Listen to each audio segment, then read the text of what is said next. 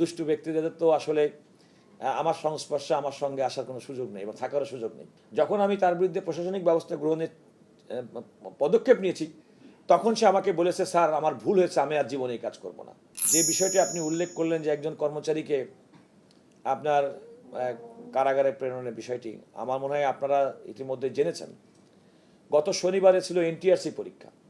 শনিবারে পরীক্ষা ছিল, বৃহস্পতিবারের দিন, বুধবারের দিন হাইকোর্টের একটি বেঞ্চ থেকে আদেশ হয়েছে এবং সেখানে আমাদের অ্যাটর্নি জেনারেল অফিসের কাছে যে কপিটা সরবরাহ করা হয়েছে সেই কপিটা কিন্তু ওই কোর্টের সংশ্লিষ্ট ডিএজি সাহেবকে সরবরাহ করা হয়নি।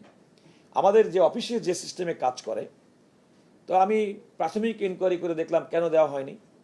এবং লাকিলি বৃহস্পতিবারে শিক্ষামন্ত্রী, যিনি অত্যন্ত সক্রিয় ব্যক্তি, জনাব আনাম হাসানুল্লাহ মিলন, এবং আমাদের মাননীয় আইনমন্ত্রী আমাকে যখন এই বিষয়টি দৃষ্টিতে আনেন, আমরা তাৎক্ষণিকভাবে এর ব্যাপারে আইনগত প্রস্তুতি গ্রহণ করি। এবং আপনারা জানেন যে বৃহস্পতিবারে আমরা সুপ্রিম কোর্টের মাননীয় চেম্বার বিচারপতির আদেশের পরিপ্রেক্ষিতে শনিবারে কিন্তু পরীক্ষা অনুষ্ঠিত হয়েছে, যেখানে 53,000 প্রধান শিক্ষক এবং সহকারী শিক্ষকের নিয়োগ হবে।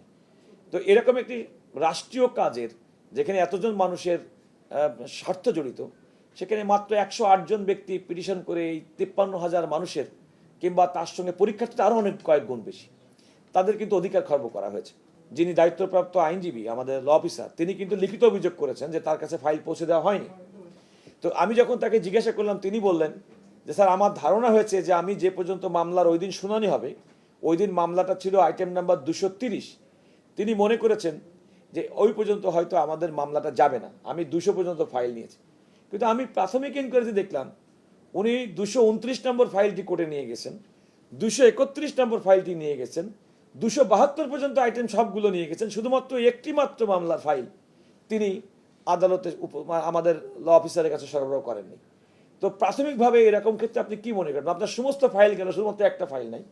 এখানে একটা মিসচিভিয়াস ওয়ার্ক, এবং আমার কাছে মনে হচ্ছে তাৎক্ষণিকভাবে আমাদের অ্যাডমিনিস্ট্রেটিভ সেকশনকে দিয়ে তদন্ত করার পরে যারা ফাইলটা রিসিভ করেছেন, যারা এটা সরবরাহ করেছেন, আমার কাছে দেখে তাকে প্রাথমিকভাবে তাকে অভিযুক্ত মনে হয়েছে। যখন আমি তার বিরুদ্ধে প্রশাসনিক ব্যবস্থা গ্রহণের পদক্ষেপ নিয়েছি, তখন সে আমাকে বলেছে, স্যার আমার ভুল হয়েছে, আমি আর জীবনে এই কাজ করব না।